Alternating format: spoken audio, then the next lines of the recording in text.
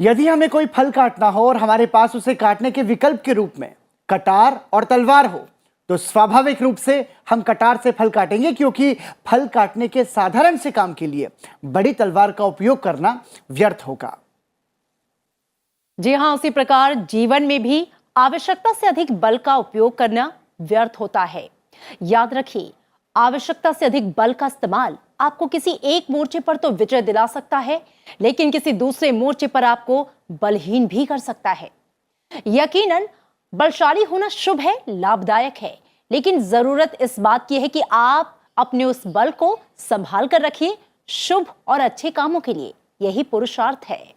कुएं का मीठा और शीतल जल प्राप्त करने के लिए कठोर परिश्रम करना पड़ता है, तब कहीं जाकर शीतल जल की प्राप्ति होती है। और कुआं जितना गहरा होगा, जल उतना ही मीठा होगा। ठीक उसी तरह मनुष्य जीवन में भी लक्ष्य पाने के लिए प्रयासों की श्रृंखला जितने निरंतर होगी, जितनी गहरी होगी, परिणाम भी उतने उत्तम होंगे। इसलिए मुश्किलें कितनी भी आए, अपने प्रयासों को जारी रखिए, सफलता आपके कदम चूमेगी। हेलो इंडिया, मैं हूं आपके साथ अमृता चौरसिया और मैं हूं आपके साथ पराक्रम सिंह शेखावत।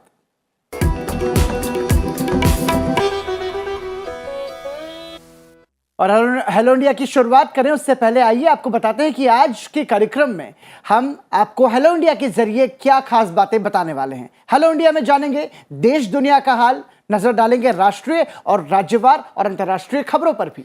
इसके साथ ही आज की गतिविधियों पर होगी हमारी पैनी नजर। बताएंगे कैसे स्टेम सेल ट्रांसप्लांट के जरिए दुनिया की पहली महिला को किया गया HIV मुक्त। और बात होगी आपके काम की, आपके पसंदीदा segment news you can use में देंगे आपको जानकारी क्या है ई-विद्या योजना। साथ ही आपको बताएंगे आज के दिन से जुड़ा हुआ इतिहास भी।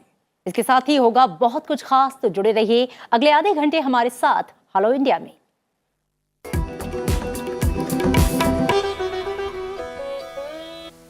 और सबसे पहले शुरुआत करते हैं राष्ट्रीय खबरों से। प्रधानमंत्री नरेंद्र मोदी ने कहा कि उनकी सरकार के लिए पर्यावरण और सतत विकास की दिशा में काम करना प्राथमिकता में रहा है और गरीबों के लिए समान ऊर्जा पहुंच सरकार की पर्यावरण नीति की आधारशिला रही है। प्रधानमंत्री ऊर्जा और संसाधन संस्थान टेरी के विश्व सतत विकास शिखर सम्मेलन के उद्घाटन सत्र को संबोधित कर रहे थे। उन्होंने एक बार फिर हर समय हर जगह एक विश्वव्यापी ग्रिड से स्वच्छ ऊर्जा की उपलब्धता सुनिश्चित करने की दिशा में काम करने का आह्वान किया। प्रधानमंत्री ने अपने संदेश में कहा कि भारत की विशाल परिस्थिति की विविधता की रक्षा करना उनका कर्तव्य है। उन्होंने कहा कि पर्यावरणीय स्थिरता केवल जलवायु न्याय के लिए जरूरी नहीं की जा सकती। This global movement of pro-planet people, 3Ps, is the coalition for life. These three global coalitions will form the trinity of our environment efforts for improving the global commons. Equitable energy access to the poor has been a cornerstone of our environmental policy. केंद्रीय गृह मंत्री अमित शाह ने कहा है कि police को अगले 5 साल और 25 साल के लिए एक रोड मैप तैयार करना चाहिए। अमित शाह दिल्ली पुलिस के 75वें स्थापना दिवस के अवसर पर संबोधित कर रहे थे। केंद्रीय गृह मंत्री ने कहा कि अगले 5 वर्ष में अपने कामकाज के हर एक क्षेत्र, जांच, अनुशासन, आतंकवाद और साइबर अपराध से निपटने में अपनी पूरी क्षमता का इस्तेमाल करें। उन्होंने कहा कि दिल्ली पुलिस के सामने कई चुनौतियां हैं और राष्ट्रीय राजधानी की पुलिस होने के नाते उसके पास गणमान्य लोगों की सुरक्षा समेत कई दायित्व हैं। उन्होंने दिल्ली पुलिस की ओर से उत्तर पूर्वी दिल्ली में दंगों की जांच और कोरोना महामारी के दौरान पुलिस के कामकाज की सराहना की। और संकल्प का वर्ष इस दृष्टि से कि सभी देशवासी 130 करोड़ लोग इस वर्ष में एक संकल्प ले जो हमारे देश को आगे बढ़ाने वाला हो, जो हमारे देश को और मजबूत करने वाला हो, जो हमारे देश को समृद्ध करने वाला हो, जो हमारे देश को शिक्षित करने वाला हो और हमारे देश को स्वस्थ बनाने वाला हो। 130 करोड़ लोगों के संकल्प का संपुट जब हम आजादी की शताब्दी मनाएंगे, तब ये संकल्प देश को दुनिया में सर्वोच्च स्थान पर बिठाएंगे, इसका हम सबको विश्वास है। जम्मू कश्मीर पुलिस ने प्रतिबंधित आतंकवादी समूह जैश ए मोहम्मद के लिए काम करने के आरोप में 10 लोगों को गिरफ्तार किया है। ये कार्रवाई एएसआई की ओर से की गई है और जम्मू कश्मीर पुलिस की नवगठित खुफिया शाखा है। पुलिस ने कश्मीर के दक्षिण और मध्य जिलों में कई स्थानों पर छापे मारे और 10 लोगों को गिरफ्तार किया है। पुलिस के मुताबिक ये सभी लोग जैश ए मोहम्मद के स्लीपर सेल थे और सीधे जैश ए मोहम्मद के आतंकवादी कमांडरों से निर्देश ले रहे थे। ये लोग इस तरह काम कर रहे थे कि अगर एक सदस्य पकड़ा भी जाए तो बड़े नेटवर्क का भंडाफोड़ ना हो। सभी आरोपी युवाओं की भर्ती, पैसों का इंतजाम और दक्षिण और मध्य कश्मीर में हथियारों को पहुंचाने में शामिल थे। तलाशी के दौरान सेलफोन, सिम कार्ड, बैंकों में लेन देन संबंधी रिकॉर्ड जब्त किए गए।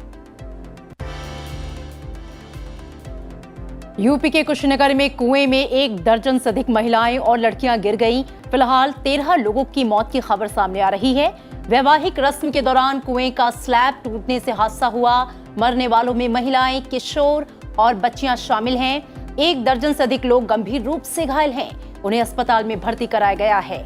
प्रधानमंत्री नरेंद्र मोदी ने हादसे पर ट्वीट कर गहरा दुख जताया है। सड़क परिवहन और राजमार्ग मंत्रालय ने दोपहिया वाहन चालकों के लिए नया नियम जारी किया है। नए यातायात नियम में बच्चों के लिए हेलमेट और हॉर्न्स बेल्ट के उपयोग को अनिवार्य किया गया है। मंत्रालय ने 4 साल से कम उम्र के बच्चों को दोपहिया वाहनों पर ले जाने के लिए नए सुरक्षा नियमों को अधिसूचित किया है। इस नए नियम में दोपहिया वाहन चालक अपने बच्चों के लिए हेलमेट और हार्नेस बेल्ट का इस्तेमाल करना उन्हें अनिवार्य होगा। इसके साथ ही वाहन की गति को केवल 40 किलोमीटर प्रति घंटे तक सीमित रखना होगा।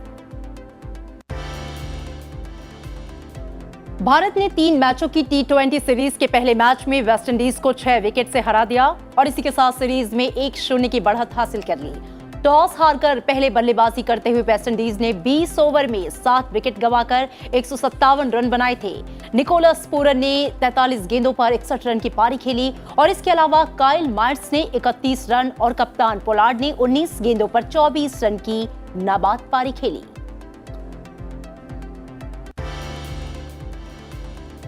बॉलीवुड के मशहूर सिंगर बप्पी लहरी का अंतिम संस्कार आज किया जाएगा।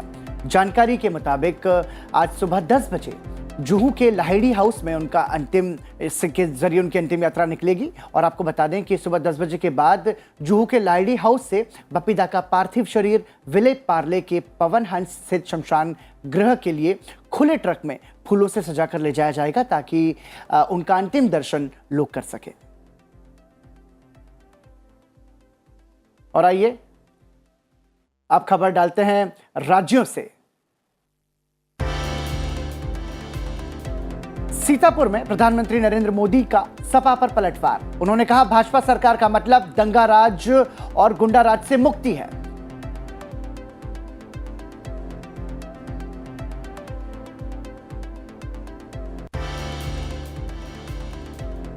ट्रस्ट लाइसेंस के लिए स्मार्ट कार्ड पेश करने वाला पहला राज्य बना दिल्ली। गृह मंत्री शाह ने किया लॉन्च। कर्नाटक हाईकोर्ट में चौथे दिन दलील घूंघट, चूड़ी, पगड़ी, क्रॉस को छूट तो हिजाब पर सवाल क्यों? आज फिर होगी सुनवाई। कोयला खदान पर सीएम गहलोत और भूपेश बघेल के बीच बढ़ा विवाद। सोनिया गांधी ने हस्तक्षेप की मांग की। 2 साल बाद आज दिल्ली विश्वविद्यालय होगा गुलजार। अंतिम वर्ष के छात्रों ने ऑनलाइन कक्षाएं जारी रखने की उठाई मांग। हिमाचल के लाहौल में -15 डिग्री तापमान में भी नहीं जमेगा पानी। पहली बार एंटी फ्रीजिंग पेयजल परियोजना मंजूर। लगातार दूसरे दिन जम्मू कश्मीर में महसूस किए गए भूकंप के झटके। रेक्टर पैमाने पर तीव्रता 3.5 रही। बिहार बोर्ड 10वीं की परीक्षा आज से। BSEB ने जारी किए दिशा निर्देश। कांग्रेस नेता राहुल गांधी आज पंजाब के मोंगा में रैली को संबोधित करेंगे।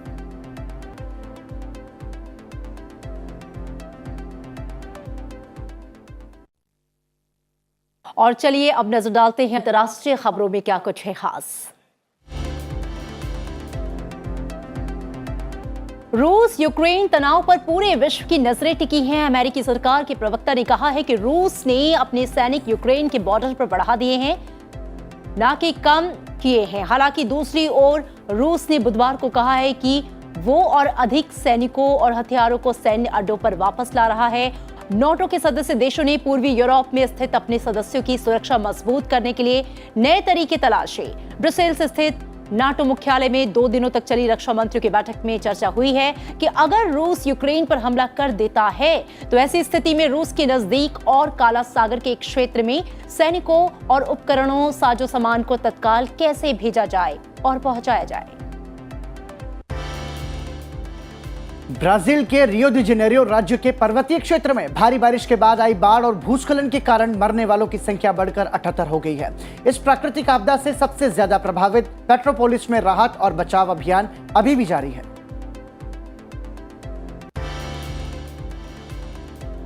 अमेरिका से लगती कनाडा की सीमा के मोंटाना मार्ग पर पिछले 2 हफ्ते में ट्रकों और दूसरे वाहनों की चल रही हड़ताल समाप्त हो गई है और वाहन दक्षिणी अल्बर्टा के कस्बे में चलने लगे हैं।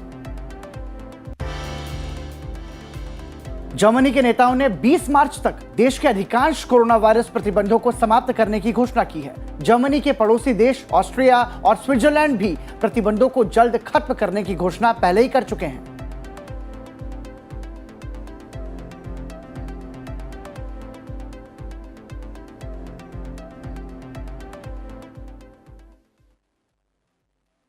बिल्कुल पराक्रम। और अब ये खबरें जो राष्ट्रीय, अंतर्राष्ट्रीय और राज्यवार थी, इसके बाद नजर डालेंगे आज की गतिविधियां क्या हैं खास। और आज की गतिविधियों की बात करें तो लोकसभा अध्यक्ष ओम बिरला आज बिहार के दौरे पर हैं। लोकसभा अध्यक्ष बिहार विधानसभा को संबोधित करेंगे। साथ ही आज परिवहन, पर्यटन और संस्कृति पर स्थायी समिति और रक्षा संबंधी स्थायी समिति की बैठक संसद भवन परिसर में आयोजित होगी। इसके अलावा पेट्रोलियम और प्राकृतिक गैस पर स्थायी समिति और सामाजिक न्याय और अधिकारिता पर स्थायी समिति की बैठक भी आज संसद भवन परिसर में आयोजित होगी। और पराक्रम, बात कर लेते हैं विज्ञान में हो रहे नए नए प्रयोगों की। हम जानते हैं कि टेक्नोलॉजी कितनी तेजी से आगे बढ़ रही है। साइंस और टेक्नोलॉजी ने देश का जो मस्तक है वो वैश्विक स्तर पर ऊंचा किया है और ऐसे ऐसे नए नए प्रयोग होते हैं जो कहीं ना कहीं हमारे लिए बहुत उपयोगी होते हैं और बहुत लाभदायक भी। बिल्कुल अमृता, दरअसल जिस तरीके से साइंस और टेक्नोलॉजी में इनोवेशंस हो रहे हैं, रिसर्च हो रही है, तो उसके जरिए हम ये कह सकते हैं कि बहुत बेहतरीन काम इस क्षेत्र में हुआ है। और इसी तरीके से अमेरिका में HIV एड्स जैसी जो गंभीर बीमारी है उसका एक सफल इलाज किया गया। दरअसल एक महिला, खून की जो कमी की बीमारी ल्यूकेमिया होती है, उस बीमारी से वो महिला पीड़ित थी और इस महिला का इलाज स्टेम सेल ट्रीटमेंट के जरिए किया गया। जब भी हम दरअसल एड्स जैसी बीमारियों का जिक्र करते हैं अमृता, अक्सर तो हम देखते हैं कि पीड़ित व्यक्ति के बारे में हमारी धारणा बदल जाती है, लेकिन ऐसी बीमारियों के प्रति जागरूकता बहुत जरूरी है। बिल्कुल, और ये जागरूकता भी जरूरी है। और आपको बता दें, ये जो मामला है जो हम आपको बता रहे हैं, इस बीमारी से लड़ने के लिए विज्ञान ने जो सफल प्रयोग किया है उसकी जानकारी आपको मिले और इसलिए हम ये रिपोर्ट आपसे साझा करना चाहते हैं। देखिए।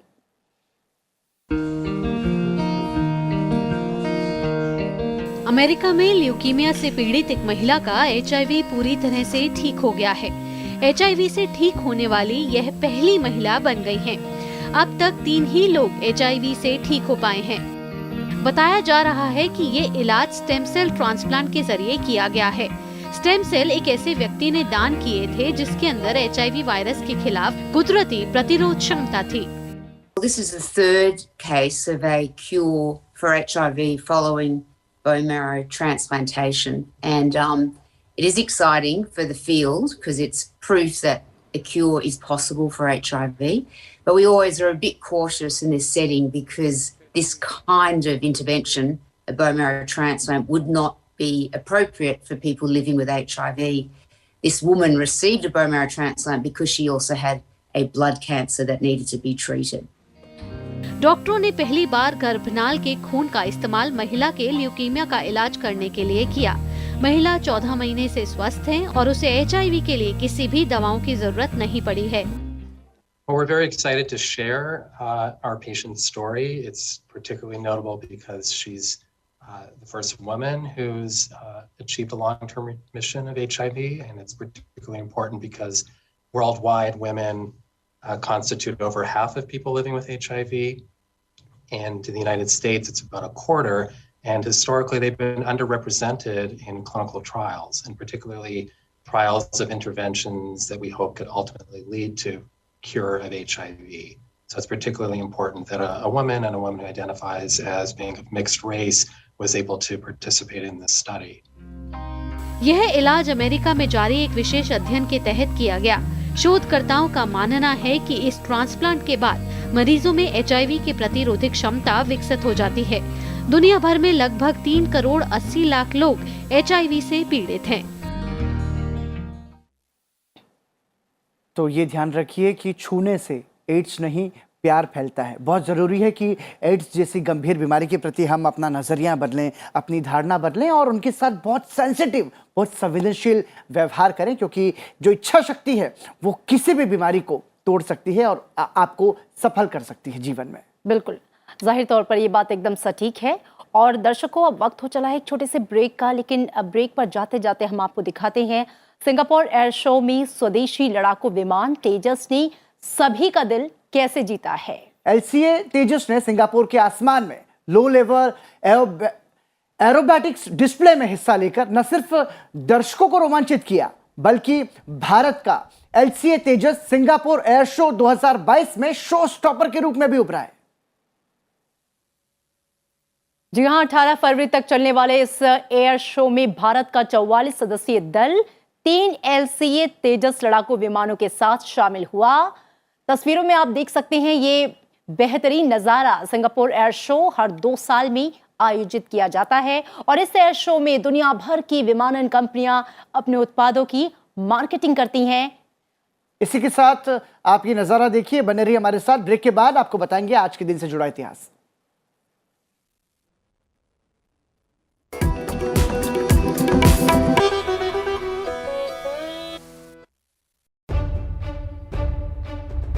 गांव की गलियों, शहरों की सड़कों से संघर्ष के रास्ते होकर पहुंचते हैं संसद, बनते हैं आपकी आवाज, उठाते हैं आपके मुद्दे, आपके जनप्रतिनिधि, लोकतंत्र के प्रहरी, आपके सांसद।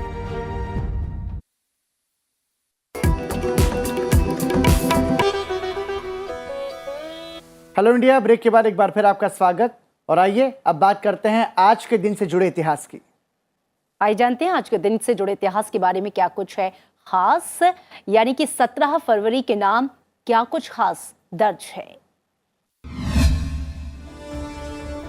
17 फरवरी वर्ष 1792 को बुधु भगत का जन्म रांची के चानो में हुआ। भगत एक महान स्वतंत्रता सेनानी थे। इन्होंने वर्ष 1832 में लरका विद्रोह का नेतृत्व किया था। बुधु भगत एक कुशल संगठनकर्ता भी थे। इन्होंने सिली, चौरैया, पिठौरिया, लोहदरगा और पलामू में लोगों को संगठित किया था। इनकी नेतृत्व क्षमता को देखकर लोग इन्हें देवतुल्य मानते थे। 17 फरवरी 1979 को चीन की सेना ने वियतनाम पर हमला किया था। इस युद्ध के पहले से दोनों देशों के बीच काफी अरसे से तनाव बना हुआ था। वियतनाम के उप विदेश मंत्री गुयेन को ताज ने विभिन्न देशों के राजदूतों को हनोई में बताया कि चीनी सेना ने वियतनाम के लगभग सभी सैन्य अड्डों पर कब्जा कर लिया था। दूसरी ओर चीन ने एक बयान में कहा था कि वियतनाम के हमलावरों को उचित जवाब देने के बाद चीन शांति के लिए बातचीत करने को तैयार है। दरअसल 1978 में वियतनाम ने चीन के मित्र देश कंबोडिया पर हमला किया था। उसके बाद वियतनाम पर अपने हमले को चीन ने कंबोडिया में उसकी दखलंदाजी की सजा करार दिया था। 17 फरवरी वर्ष 1883 में वासुदेव बलवंत फड़के का निधन हुआ। स्वतंत्रता संग्राम के शुरुआती दौर में इनका बड़ा योगदान रहा। इन्हें आदि क्रांतिकारी भी कहा जाता है। फड़के 1857 के गदर विफलता के बाद आजादी की लड़ाई में शामिल हुए थे। इनका नाम ब्रिटिश सरकार के विरुद्ध सबसे पहले हथियार उठाने वालों में शामिल है। वर्ष 1879 में अंग्रेजों ने इन्हें गिरफ्तार कर आजीवन कारावास की सजा दे दी और अदन जेल भेज दिया गया, जहां तमाम शारीरिक यातनाएं सहने के बाद ये वीर गति को प्राप्त हुए। तो इतिहास के पन्नों के बाद बढ़ते हैं आगे और आपको बता दें कि भारत के गौरवशाली सांस्कृतिक इतिहास पर आधारित हमारे विशेष कार्यक्रम इतिहास भारतीय संस्कृति के सूत्र में आज बात होगी तंत्र साधना के सिद्धपीठ तारापीठ की। जी हाँ, पराक्रम मंत्रों की शक्ति और महत्व से तो हम सभी अच्छी तरह से वाकिफ हैं, लेकिन क्या आपको ये पता है कि जिस रूप में तंत्र का दुष्प्रचार किया गया, उसके ठीक विपरीत तंत्र का जैसा प्रयोग हो वैसा फल मिलता है। आज की इस कड़ी में आप देख सकते हैं कि तंत्र, मंत्र और यंत्र क्या है और कैसे साधना से मिलती है सिद्धि। इस कार्यक्रम के एंकर डॉक्टर विवेक देव रॉय के साथ आइए देखते हैं इस कड़ी की एक छोटी सी झलक। सर्वभूतं वराणि ज्ञानानि नित्यं परमागमित इदमग्ने स्वाहा प्रत्यलीलपदाङ्घोरं मुण्डमाला विभूषितं सर्वाङ्गलम्बोदरी। हम पहुंचे हैं तारापीठ। तारापीठ सिद्धपीठ है। सम्पन्नं पंचमुद्रा विभूषितं चतुर्भुजां लोलजिह्वां। तारापीठ तंत्र के लिए भी मशहूर है। तंत्र है क्या? रेचन तंत्र है, जनन तंत्र है, पौष्टिक तंत्र है। ऐसा ही तंत्र ही एक क्रियाकांड का पद्धति है। लोगों का जीवन को जो सुधार है वो सुधार के लिए व्यवहार कर सकते हैं।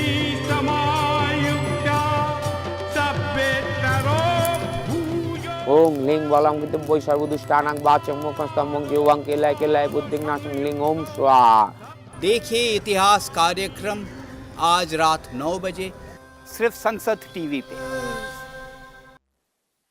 पराक्रम, ये स्लोगन तो आपको याद होगा, पढ़ेगा इंडिया तभी तो आगे बढ़ेगा इंडिया। बिल्कुल, ये स्लोगन हर भारतीय के जहन में अच्छी तरीके से रचा बसा है और इसके तहत बच्चों की पढ़ाई पर खासा जोर दिया गया। लेकिन पिछले कुछ समय से जब कोरोना महामारी ने देश में दस्तक दी, तब से बच्चों की पढ़ाई पर इसका बुरा असर पड़ा और इसी को देखते हुए एक योजना चलाई गई। बिल्कुल अमृता, यहाँ ये इस बात का उल्लेख करना बहुत जरूरी है। देखिए, जब से कोविड की सिचुएशन बनी है और हमने देखा है कि सबसे ज्यादा यदि इफेक्ट हुआ है तो वो बच्चों की पढ़ाई हुई है। बच्चे 2 साल से भी ज्यादा समय लगभग हो गया, बच्चे अपने घरों पे रहने को मजबूर हैं। हालांकि अब धीरे धीरे चीजें नॉर्मल हो रही हैं, लेकिन आपको बता दें कि वित्त मंत्री निर्मला सीतारमण ने बजट 2020-21 में प्रधानमंत्री ई विद्या योजना की घोषणा की थी, जिसकी शुरुआत 30 मई 2020 को की गई। और इस बार बजट में वित्त मंत्री ने इस योजना का दायरा बढ़ाने की भी घोषणा की है।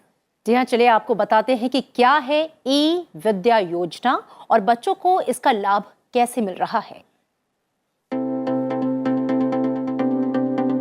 प्रधानमंत्री ई विद्या कक्षा 1 से लेकर 12 तक की क्लास तक के बच्चों को गुणवत्तापूर्ण ऑनलाइन क्लासेस देने की योजना है।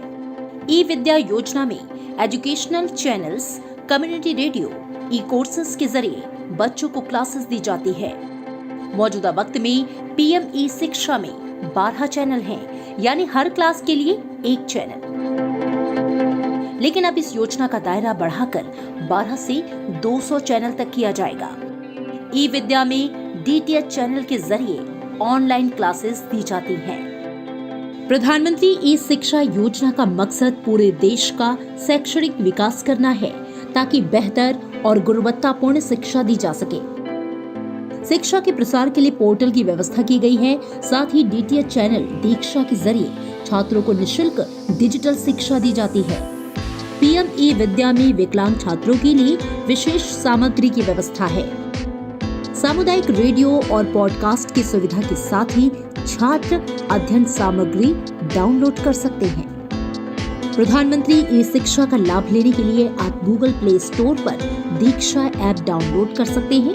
इसके साथ ही diksha.gov.in पर रजिस्ट्रेशन करा के वर्चुअली कक्षाओं का लाभ और अध्ययन सामग्री डाउनलोड कर सकते हैं। तो अमृता, इसके जरिए हम ये कह सकते हैं कि हमारे देश के बच्चों का जो भविष्य है वो सुरक्षित हम कर सकते हैं। पढ़ाई पर निश्चित रूप से जोर देना जरूरी है, क्योंकि कोरोना में बहुत नुकसान हुआ है बच्चों की पढ़ाई का। और आइए अब नजर डालते हैं संसद टीवी पर आज प्रसारित होने वाले कार्यक्रमों पर। जी हाँ, सुबह 8:30 बजे आप देखिए पर्सपेक्टिव, 9 बजे देखिए कमेटी रिपोर्ट। सुबह 9:30 बजे संसद टीवी पर आप देख सकते हैं लोकतंत्र राउंड अप, लोकतंत्र से जुड़ी खबरें। और शाम 7 बजे संसद टीवी पर देख सकते हैं दिन भर की बड़ी घटना पर आधारित हिंदी बहस, मुद्दा आपका। 7:30 बजे आप देखिए कैबिनेट दिस वीक, और रात 8 बजे राष्ट्रीय, अंतर्राष्ट्रीय और राज्यवार खबरों का बुलेटिन आज की खबर। रात 8:30 बजे संसद टीवी पर आप देख सकते हैं English news bulletin the news, और 9:30 बजे इंग्लिश डिबेट शो पर्सपेक्टिव। और इसी के साथ हेलो इंडिया में आज के लिए इतना ही। मुझे और अमृता को दीजिए इजाजत, और कल आपके साथ फिर मुलाकात होगी ठीक 8 बजे बिल्कुल संसद टीवी पर। नमस्कार। नमस्कार।